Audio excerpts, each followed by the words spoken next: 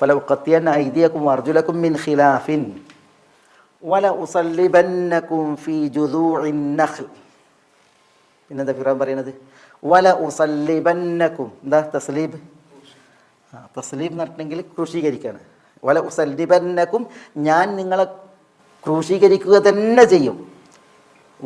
വല്ലാഹി ലഉസല്ലിബന്നകും എന്നൊരാശയത്തിൽ ഒരു സത്യം തീർത്ത് പറയാണ്, ഞാൻ നിങ്ങളെ ഉസല്ലിബന്നകും. സലീബ് എന്ന് പറയും കുരിശിന്, സലീബ്. ലഉസല്ലിബന്നകും, ഞാൻ നിങ്ങളെ ക്രൂശീകരിക്കുക തന്നെ ചെയ്യും.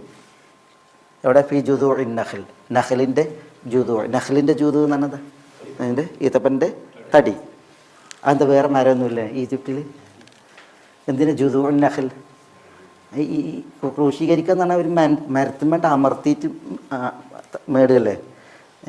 ഏത് ഒരു മരമാണെങ്കിലും പുറം ഉണ്ടല്ലോ, അത് നേരെയാണെങ്കിൽ പുറത്തിനൊരാക്കുണ്ടാവും. ഈ ജുദൂഉൻ നഖൽ എങ്ങനെ ഉണ്ടാകുക?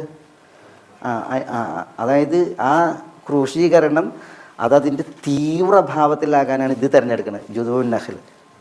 നമുക്ക് ചാരിക്കാൻ പറ്റില്ല ഈത്തപ്പൻ മരത്തിന്. കാരണം എന്താ? പുറം പള്ളിപ്പുറമാവും, നാടന്മാരെ അറിയിപ്പാൽ. അത് അതിന് വേണ്ടിയിട്ടാണ് ജുദൂഉൻ നഖൽ എന്ന് തന്നെ പ്രയോഗിക്കുന്നത്. ലഉസല്ലിബന്നകും ഫീ ജുദൂഇൻ നഖൽ, ഈ നഖലിൻ്റെ ജുദൂ, അതിന് തന്നെ ലഉസല്ലിബന്നകും. ഇവിടെ ഫീ ജുദൂഇൻ നഖൽ എന്നാണ് പറഞ്ഞത്. റസൂലുള്ളാഹി സ്വല്ലല്ലാഹു അലൈഹി വസല്ലം തങ്ങളുടെ വീട്ടിൽ ജുദൂഉൻ നഖൽ സ്റ്റെപ്പുകളായിട്ടുണ്ടായിരുന്നു എന്ന ഹദീസിൽ കാണാം. റസൂലുള്ളാഹിൻ്റെ വീടിന് ഒരു ഹുജറുണ്ട്, പിന്നെ ഒരു സഹ്വുണ്ട്, പിന്നെ ഒരു ബൈത്തുണ്ട്, പിന്നെ ഒരു മഷ്റൂബുണ്ട്. ഇങ്ങനെ 4 ഘടകങ്ങളാണ് വീടിന്. റസൂലുള്ളാഹിൻ്റെ വീടിൻ്റെ പ്രത്യേകത. ഹുജറ എന്ന് പറഞ്ഞിട്ടുണ്ടെങ്കിൽ മുറ്റം, ആ മുറ്റഭാഗമാണ്. അത് മസ്ജിദ് നബിയുടെ ഭാഗത്തേക്കായിരുന്നു. അതിന് ഹുജറ എന്ന് പറയാൻ കാരണം അതൊരു പിന്നെ ഒരാളിങ്ങനെ നിന്നിട്ടുണ്ടെങ്കിൽ തല അങ്ങോട്ട് പുറത്തേക്ക് ഇടാൻ പറ്റിയ രീതിയിലുള്ള ഒരു അരമതിൽ, അത് ഈത്തപ്പന പട്ടുകൊണ്ടായിരുന്നു. പിന്നെ അതിന് ശീലങ്ങനെ ഇതായിട്ട് ആ ഭാഗത്തിനാണ്, മുറ്റത്തിൻ്റെ ഭാഗത്തിനാണ് ഹുജറ എന്ന് പറയാം. പിന്നെ ആ ഹുജറയിൽ നിന്ന് കയറുന്നത് സഹ്വയിലേക്കാണ്. ആ സഹ്വയാണ് ഒരു വിരി കൊണ്ട് മറച്ചിരുന്നത്. തങ്ങൾ അവിടെ നിന്ന് നിസ്കരിച്ചപ്പോഴാണ് ഈ സഹ്വ മാറ്റാൻ പറഞ്ഞില്ലേ. അതിന് ശേഷമാണ് പിന്നെ ബൈത്തിലായിരുന്നു തങ്ങൾ അന്തി ഉറങ്ങിയിരുന്നത് ആയിഷ റളിയല്ലാഹു തആല അൻഹയോടൊപ്പം അല്ലേ. പിന്നെ ഈ സഹ്വയിൽ നിന്ന് ഒരു മഷ്റൂബ ഉണ്ടായിരുന്നു. ആ മഷ്റൂബയാണ് ഇപ്പോൾ നമ്മുടെ എന്ത് പിന്നെ സ്റ്റോർ റൂം എന്നറിയില്ലേ, സ്റ്റോർ റൂം മഷ്റൂബ.